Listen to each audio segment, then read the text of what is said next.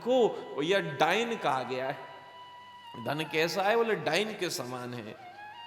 कभी विनाश लेकर आता है तो पूरे के पूरे परिवार का विनाश कर देता है। दो व्यक्ति अपने गांव से निकलकर जा रहे थे शहर कुछ काम करने के लिए, और जब जाने लगे जंगल के रास्ते से तो सामने से एक साधु आ रहे थे और वो जोर जोर से चीख रहे थे, अरे इधर से मत जाना, यहां एक डाइन है, खा जाएगी, मार देगी। इधर से मत जाना, यहां डाइन है, खा जाएगी, मार देगी।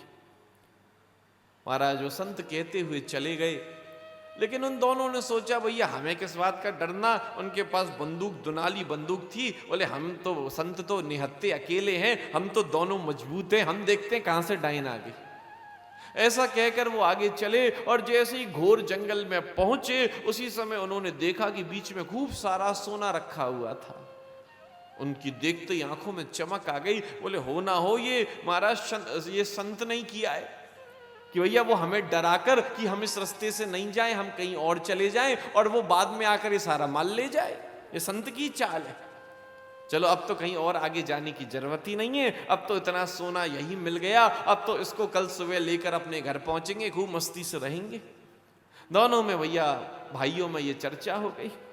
एक भाई ने कहा देख ऐसा कर, अभी रात को तो यहीं रुकेंगे, रात को धन ले जाना ठीक नहीं है, तू पास के किसी गांव से कुछ भोजन आदि लिया, यहीं पर भोजन करके सुबह चलेंगे। भाई उसका भोजन लेने चला गया। अब भैया वो धन को देखकर, एक धन सामने से देख रहा है रखा हुआ है, दूसरा भोजन लेने गया लेकिन दिमाग में वो पैसा घूम रहा है कितना सोना है। तो जो भोजन लेने गया था उसके दिमाग में आया इतना सोना मिल गया देखो, लेकिन फिर दिमाग में आया लेकिन इतना मिल तो गया, लेकिन देखो अब दिक्कत क्या होगी। बोले क्या? बोले आधा सोना तो भाई को देना पड़ेगा, बंटवारा हो जाएगा। क्यों ना यदि वो रास्ते से हट जाए तो पूरे सोने का मालिक मैं हो जाऊंगा। उसी समय उसने जो भोजन लिया था उस भोजन में उसने जहर मिला दिया, उसको लेकर वापस आने लगा।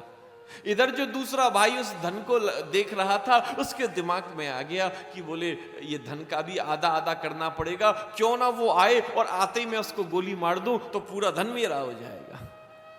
महाराज सामने से वो आया और जैसे ही वो सामने से आया दूसरे भाई ने उस पर गोली मार दी। महाराज वो मर गया। रात्रि तो उसे निकालनी थी, भूख लगी तो उसके हाथ में भोजन जो लग रहा था उसने भोजन लेके खाया, उसमें भी जहर मिला हुआ था, उसने खाया और वो भी मर गया।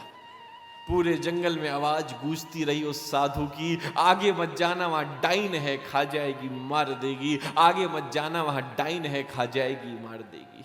सत्संग यही आवाज निकाल रही है, सत्संग से यही आवाज आ रही। महाराज आवाज न सुनी तो जीवन का नाश हो गया। तो धन ऐसा भी है जब विनाश लेकर आता है तो ऐसे ऐसे पूरे पूरे परिवार का विनाश कर देता है। जब विलास लेकर आता है तो हमारा पूरे परिवार को विलासिता से भर देता है, गलत आदतें जीवन में आ जाती हैं। इसलिए धन कैसा हो जो हमारे जीवन में विकास लेकर आए। वो विकास लेकर कब आएगा? जब हम उसको सदकर्म में लगाएंगे, जब हम उसको सेवा में लगाएंगे, जब हम उसको दूसरों की मदद के लिए लगाएंगे।